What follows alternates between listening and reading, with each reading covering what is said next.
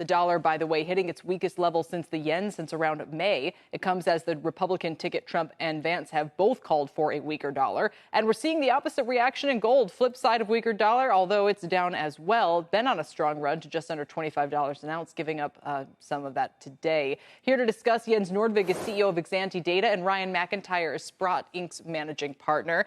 Good to see you. Jens, it's good to get your point of view on a time like this. There are a lot of people. Mark Cuban had some thoughts about this earlier today, saying this is all a ploy for Bitcoin to do well in a dollar debasement kind of environment. I mean, how seriously should we take these some of these forecasts?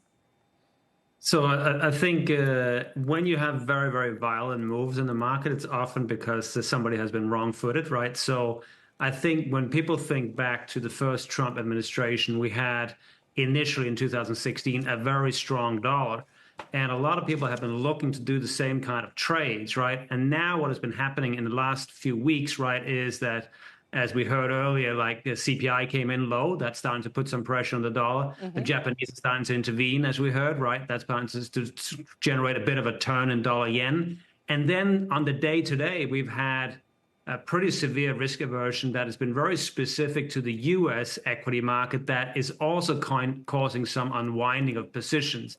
So all those people were kind of looking to try to repeat the trades from 2016, right, as Trump gets a more likely candidate, they probably are facing some difficulties in stopping out of those dollar longs now, and that's a powerful today. So maybe the most direct line of thinking here, there's two ways it could run. It could run through the Fed. If there was on the margin pressure for rates to be lower, I guess that would weaken the dollar. It could run through the Treasury if they were going to use the purse to kind of run up deficits and try to kind of weaken the dollar that way.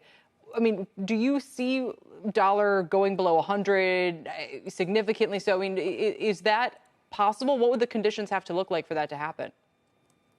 So in order to get the significant dollar weakness, right, the way to do that is, or the way that happens is that you have the Fed cutting rates and we don't have monetary policy easing around the world, right? So that doesn't look particularly likely now. I think the part of the picture that is surprising people this week is that there's more and more talk of tariffs.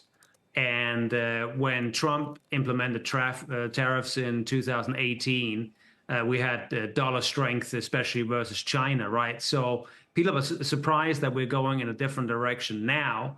And we look a lot of positioning in the market, right? And I think what is happening is that this turn in dollar yen is creating like a squeeze in the market where people have to stop out of their dollar longs. And they came from very, very elevated positions.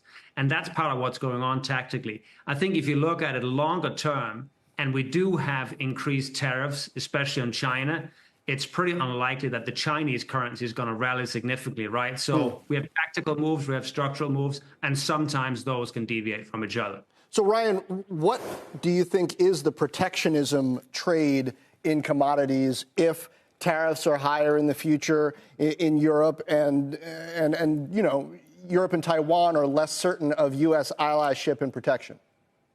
Well, so I think all roads lead to gold. Yeah, I think all roads lead to gold in this category. You know, it's interesting when people talk about currencies, the devaluation of various currencies. What's interesting is they measure currencies relative to other currencies. And as we all know, all currencies are being debased at the exact same time, just some at different rates. And I think measuring it versus gold is the true way to look at it.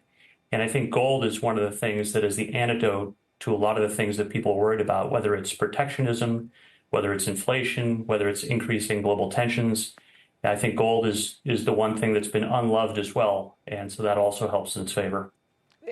I think it's such a great point, Ryan. I remember back in my early reporting days when I'd say to people it's dollar, up or down, they would talk about it against other currencies, and I'd say, well, but what's the value of the dollar in and of itself? How do we know? What do you measure it against? And they said, well, I guess gold or real estate, and we all know what's been happening on that front. So to put it differently, maybe if the foreign exchange rates are stable, you think there still could be debasement happening, and that holding gold is kind of a hedge against that, or maybe other similar assets.